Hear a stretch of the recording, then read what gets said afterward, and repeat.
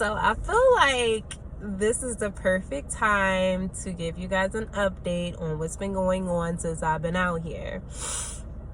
With everything going on, I know a few people have thought, well, should I go move down south? And I'm just gonna give a little bit of update on what's been going on since I've been out here. So since I made my last video, I have bought a home, and a lot of things have changed since then. So the first thing that I want to talk about is apartments. I didn't really go into depth about this with my last video, but I'm going to do it with this video. So when you come out here, I think I've already made a whole video about the terms of the lease, and if you choose to make the lease for a shorter amount of time, it costs more, and if you make it for a longer amount of time, it's cheaper, and they have like different type of deals going on, and blah blah blah. And I think in the summertime is where most of the deals are happening. That's another thing I want to touch on. As far as a hotel, moving down here is expensive. As far as an apartment, moving down here might be cheap. So if you're coming down here, I know with the apartment things, they won't show you like an actual like a unit, but they'll give you like a model or a showroom of the unit that you think that you want. That's subjective. That depends on if that's something that you're interested in. I'm just going to skip right over that part because I'm not from here, and I don't travel around a lot to determine whether or not that's appropriate. But for me, I prefer to see the actual unit that I'm renting. That's just my preference. Another thing that I wanted to speak on was my transition from the apartment to the house. I had a 12-month lease. I had to put in a hardship for 60 days to come out of my lease. So I wrote a letter stating that, my financial situation has changed, and I need to terminate my lease. And then I paid the month that I requested for the hardship, an extra month because it's a 60-day hardship, so I'll be there for 60 days. And then I had to pay a termination fee, which was a full month of rent. So that was basically 3 months of rent that I had to pay in order to come out my lease. Look into your lease, because if they do offer subleasing, you could definitely you could stay in here until the lease is up, and then when the lease is up, you could leave. Or you could do like some type of Airbnb until the lease is up. That way you're making money, you're still paying the rent, you have a house, but you're also like, so yeah, that's something to think about and to take into mind. Where my apartment was in Norcross, Tucker area of Gwinnett County. Since then, I've moved to Lawrenceville. So that's like a little far from there, maybe 30 minutes from where I was at. Same county.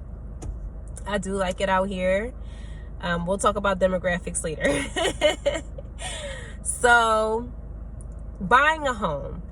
And I just want to put this out here because not a lot of people are knowledgeable of this particular thing, but I think it just needs to be said. Look into your rental and real estate laws. So all those people who don't like the REIT, I understand. I hate REITing too. But you have to know about these contracts that you're signing. Not that anything went bad on my behalf. I do wish that I would have really went through my lease. I was in such a rush to just sign it because I was tired of paying for hotel nights. But really look into it, because if you can get a sublease, please, it would avoid having to put down so much money just to come out of a lease. You tell somebody you have a financial hardship and they want 3 months of rent. Does that make sense? Absolutely not. But okay, I mean, I did what I had to do to get out of that. I also worked something out to the point where I didn't have to pay as much, but it was still a lot of money for somebody who just lost their job. So, not that that's the situation, but if you're going through a financial hardship, why would you ask me? Never mind. So, okay. So when I'm talking about real estate laws, I'm talking about out here, there's a lot of communities, and I think this is in Texas, maybe in California too. Not really sure, but in these newly, these where they're developing the state and stuff like that to allow more people to come through comfortably. Georgia's one of them, and we have a whole bunch of communities. And the communities have association fees. And association fees are set up to keep the standards of the community up to par. So when you're paying that association fee, you're usually paying the association fee for someone to like cut your grass, to do your garden work in front of your house, to paint the exterior of your house, to keep the look of your home in a certain condition. Also the amenities would be like, swimming pool, clubhouses, and things of that nature. So definitely look out for that, because the real estate agent is not going to tell you about that, because they don't want you to take that into consideration as far as your expenses. But some association fees can be anywhere between $100 a year to like $10,000 a year. So just, keep an eye out for that. And those are not exact numbers. That's just like estimates based off of what I was looking at. So just keep an eye out for that, because that's a lot of money to pay, and you don't know what's a part of what comes with that association fee. What happens when you have to sell your house and things of that nature. What do you have to do as far as keeping up with that and not violating any, rules or regulations for the association that you're associated with. So just keep that in mind when you're buying a house out here. That's something that's very important. Another thing that I wanted to touch on was the laws. I think that's very important, a very important topic, because prior to coming out here, I didn't think it was important, though I do see it a lot. People out here in the South, they carry their guns a lot. But now I can see why. And if you look at my last video, I briefly discussed like home invasions and stuff like that. And in some states, it's legal to have your gun in your home. Just don't take it outside, and you can have your gun in your home without a license. But in other states, you need a license regardless. So wherever you go, whether it be here or somewhere else, look into your laws, look into your gun laws. I know for a fact you'll need a gun here. So I know for a fact you'll need a gun license. So I know for a fact that you'll probably have to look into your gun licensing requirements to see what it is that you have to do in order to retrieve a gun license. And then another thing that I want to discuss is, I know you guys have seen it all over the news and things of that nature. Abortion laws. So just so we're on the same topic, you want to look into your laws and make sure it doesn't disrupt or have any type of effect on your lifestyle. So looking into your gun laws is very, very, very important. Looking into your abortion laws is very, very, very important. And looking into your marijuana laws is very, very, very important. You want to look into that before you come out here as well. I'm not going to put anything out there. I'm not going to say anything, because I want you to do your own research so you have a sound understanding of what's going on out here. And you understand what you're getting yourself into when you come down here. Please do your research. I did before I came out here. Before I even came out here, I knew what the laws were. So you probably might want to do the same. Driving laws, they differ from state to state. You get a ticket for different things. You want to look at the threshold as far as speed limits, how much tickets usually cost, what can you get a ticket for, what's considered a violation, what's not. Look into that. That's something that's very important as well, based off of who you get pulled over by. If you get pulled over by the county, the city, the state, look into that. Okay, that's important as well. Traffic here compared to everywhere else that I've ever been, and based on my research and everything compiled together, medium. Philadelphia has a different type of traffic. I consider that medium as well. Philadelphia's traffic is congested, especially on Route 76. Georgia traffic here is a lot of accidents, especially on 285. So that's something to keep in mind. I know for a fact Texas and California have the worst traffic in the entire United States, based on reviews from other people, research, and then my personal conversations with people. Supposedly, the numbers are looking like California and Houston have the worst traffic. So it's not bad compared to what it could be, but it's bad. Trafficking out here, we're not talking about cars, we're talking about people now. pretty high. We're number 7 on the list. So be aware of your surroundings, and we're talking about people now. Be aware of your surroundings. A lot of people that live here are not from here, including myself. I'm from Philadelphia. I'm not from Georgia. A lot of people aren't from Georgia that are currently residing in Georgia. So there's a lot of things that's going on that you are not used to as far as culture, or you're not expecting as far as culture. You're coming down here expecting Southern hospitality. I don't get anything in between. I either get really nice or really rude. But I also look out for my surroundings as a person and a person with children. So that's something to keep in mind when you come out here. Don't assume that everybody has this Southern hospitality and you're going to get all this niceness, because people always review Georgia as, oh, people out there are so nice. Be aware of your surroundings, okay? And that's just in life. No matter where you're at, just be aware of your surroundings, but specifically here, being as though so much traffic as far as people is going on, okay?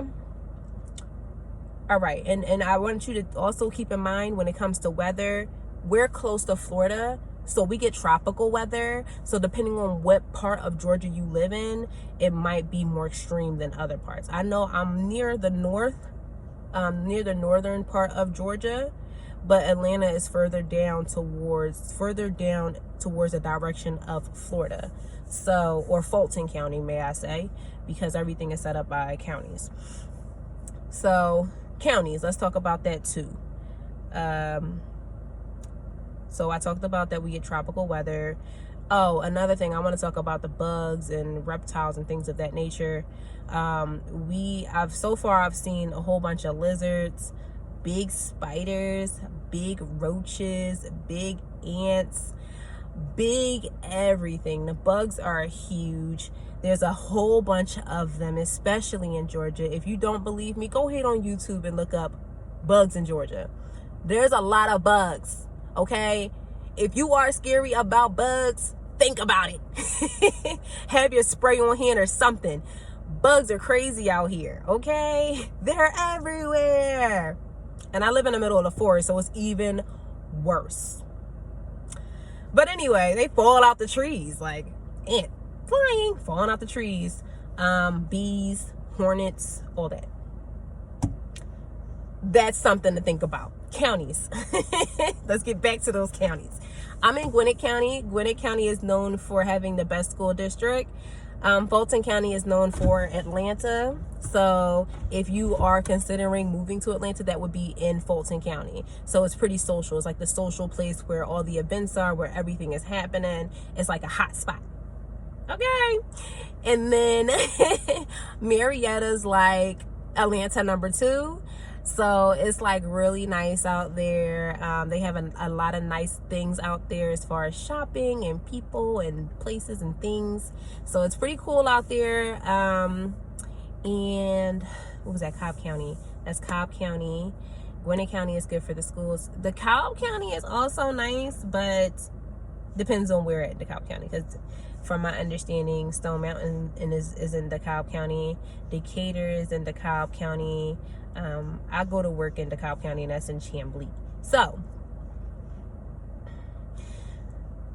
for all the black people who are looking for black affluent places to live in Georgia, I got tea, okay? I want to give you a quiet warning about a few places you might not want to like totally think about moving to.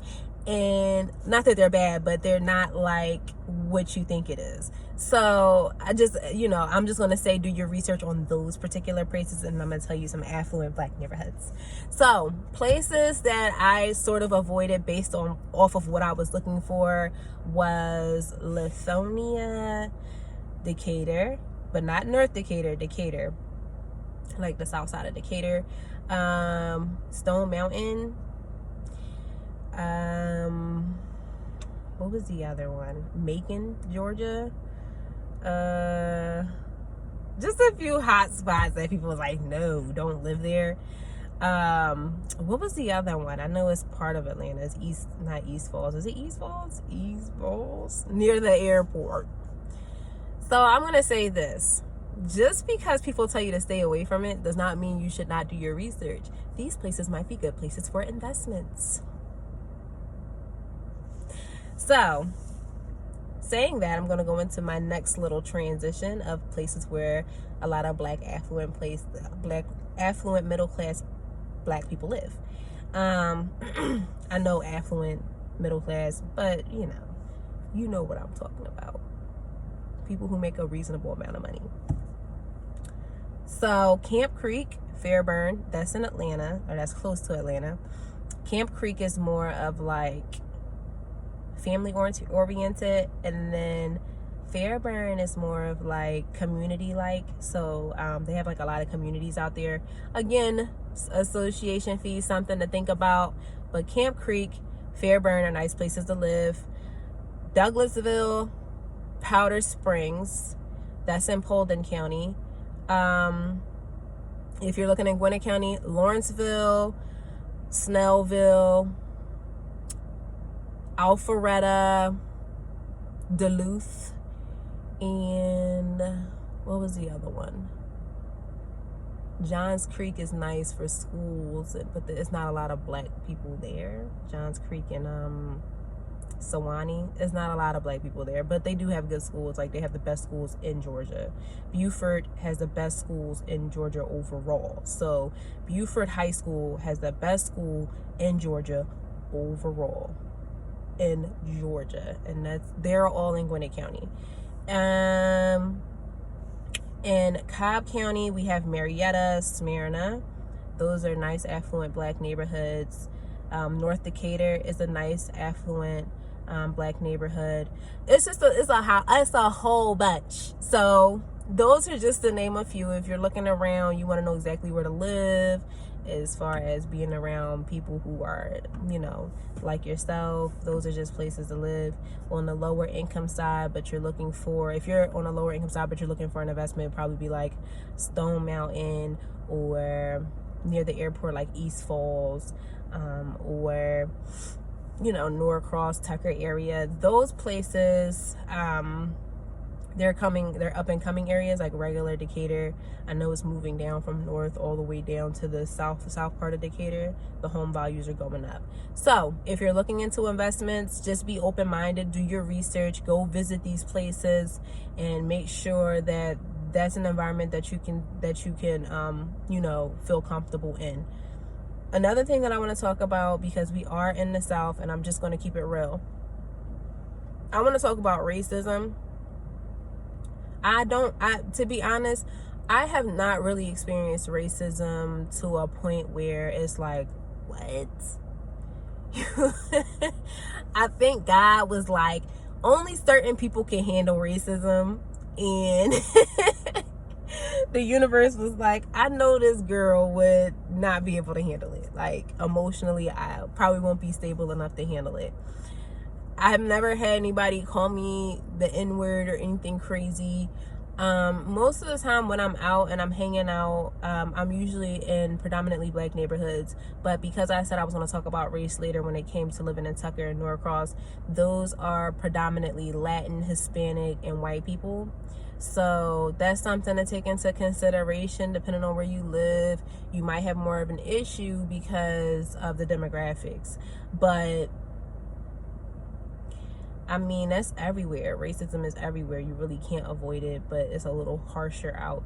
Supposedly it's harsher out here because it's like these are open carry states, and this is where slavery pretty much started for the most part. I mean, it was in the northern side too, but it was just crazy here to the point where I don't have to explain it. Do your research on slavery if you don't know what that is, or you have no idea what racism is, or you don't see color.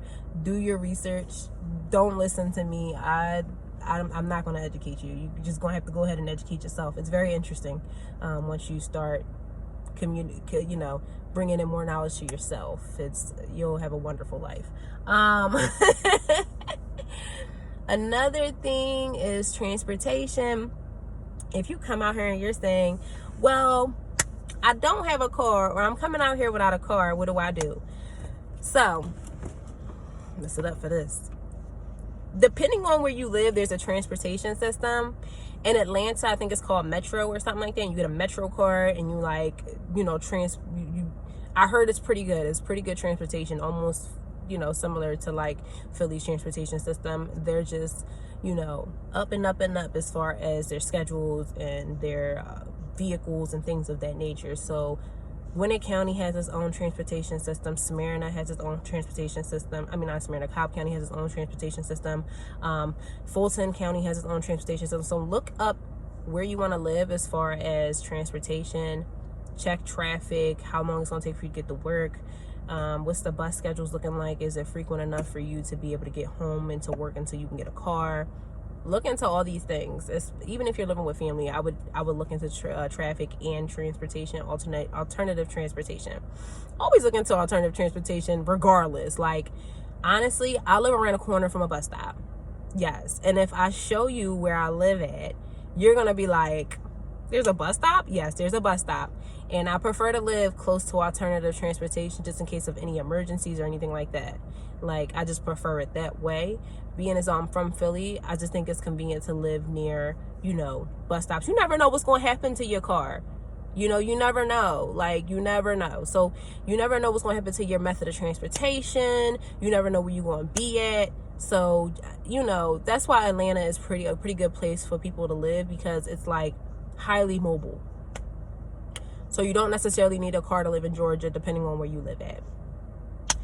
And I did want to slightly touch on dating, but I'm married and been married for a long period of time, so I can't really speak on that.